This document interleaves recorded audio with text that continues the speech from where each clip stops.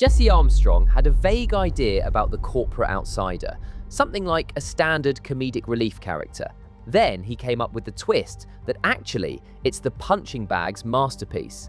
And just like that, Tom's entire trajectory changed. But what's most impressive is that nobody realized how ruthless he was willing to be, at least not to the extent of this.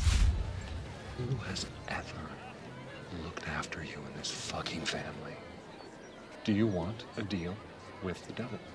What am I gonna do with a soul anyways? And that's what blows my mind about the fact that Tom is the person who ultimately hands Logan the keys to destroy his own children's rebellion. Do you want to come with me?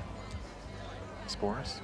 By this conversation in the season 3 finale of Succession, we know the cold-blooded genius of this character. Yet what many don't realize is that if you paid attention, all of this could be seen from the very beginning, starting right here. It's like a real robot. Agricultural. But this wasn't just terrible posture, this was calculated camouflage. And the psychological trap he was hiding underneath it completely rewrites the entire show. For the first few seasons, the show framed Tom as Shiv's shadow, a simple background character. But underneath that surface, he always carried a quiet tension. Would go, you're a clumsy interloper and no one trusts you. The actor, Matthew McFadden, nails the role of someone who never truly lets his guard down. Just all the sperm stayed in my own body, like a closed loop system. So. Someone weaponizing his shame, hiding his survival instincts, and always observing the power dynamics in the room. Yet, with his boxy suits and sweaty desperation in the first season, it was easy to see his role as another interesting but subservient one to most viewers. And despite the characters in the show, Waystar Royco was the siblings' battlefield. And Tom? He was just the background lapdog. Is this the replicant department? Yeah, my meat puppet has stopped working. Oh, Shiv. Still, like I said, if you looked closer, the quote-unquote real Tom was always there. However, one important detail was missing, and it was context. Who exactly was this guy under the boxy suits? And above all, why is he doing this? The creator of the show, Jesse Armstrong, obviously chose to hide this to create a special kind of reaction in that phenomenal season 3 finale. Though I'm getting a little bit ahead of myself. First, we have to discuss the early parts of season 3 and the importance of it.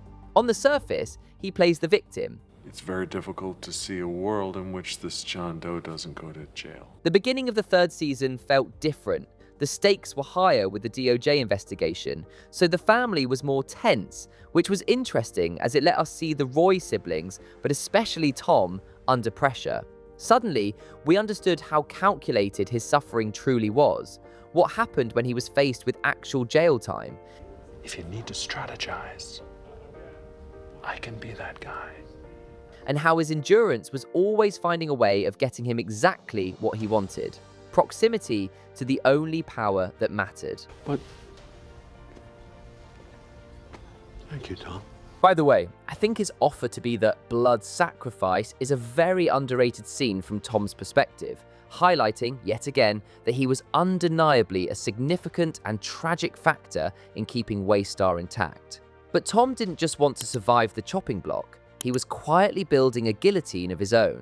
And his very first target? Kendall Roy. However, that's a topic for another video.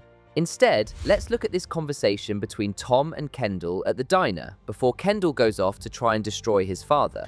But I think maybe you don't want to be the shit the company offers up when it has no choice. My hunch is that you're going to get fucked. Because I've seen you get fucked a lot. And I've never seen Logan get fucked once. Look at them in this scene. The civil war is exhausting. They aren't even talking to each other anymore. They are just trying to convince themselves who the real predator is. Yet the more the season went on, the more the siblings lost focus and turned on each other. The more Tom began to shine, like his entire marriage had been a training ground for this. Something the season 3 finale confirmed quite convincingly. I wonder if the sad I'd be without you would be less than the sad I get from being with you. It is not a conventional corporate marriage, because for it to become that, it would mean that Tom forgives her for constantly ripping his dignity apart. You're not good enough for me. Oh, right. Oh, you think so? Yeah? Uh-huh. Even though I don't love you.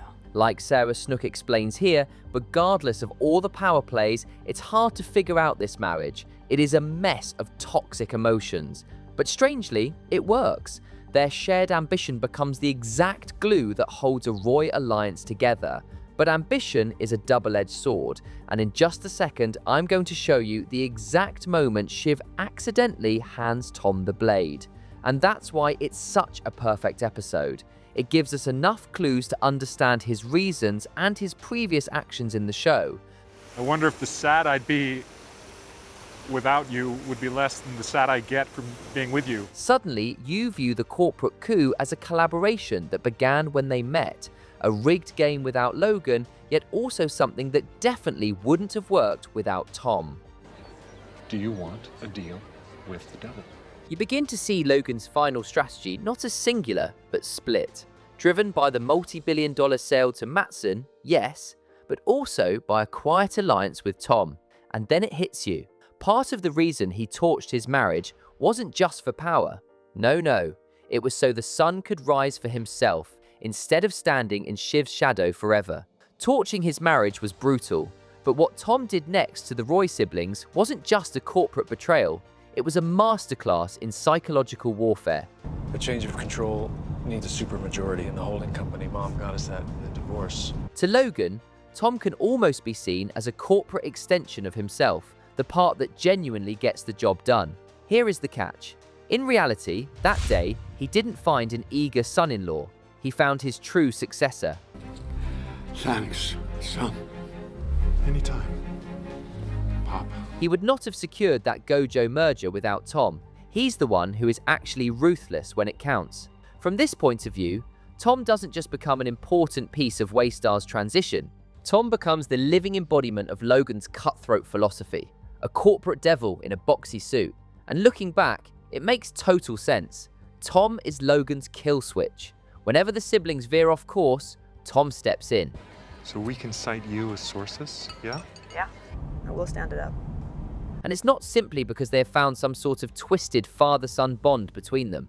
Logan owes it to his own legacy. To survive, he has to crush his children's rebellion. Tom simply becomes the tool to get it done. As a result, and I know this might sound a little strange, I nearly see these two as one. The architect of the company who designed its brutal nature, and the sponge who absorbed it perfectly. But absorbing Logan's brutality came with a terrifying price tag, one that completely changes how you will look at the ultimate winner of this show. And even though Logan seemed to get all the credit for crushing the rebellion that night in Tuscany, it's Tom who gets to see the result. He's the one who feels it. In the bad. I'd castrate you and marry you in a heartbeat. Though more importantly, in the good. I'm looking for a front man, so I need a pain sponge. Yet, it still frustrates me a bit. Despite everything, in my opinion, he remains totally underrated. From the characters in the show and their point of view, it's still all about the Roy bloodline. Who's Tom Wambsgans, Shiv's bumbling husband?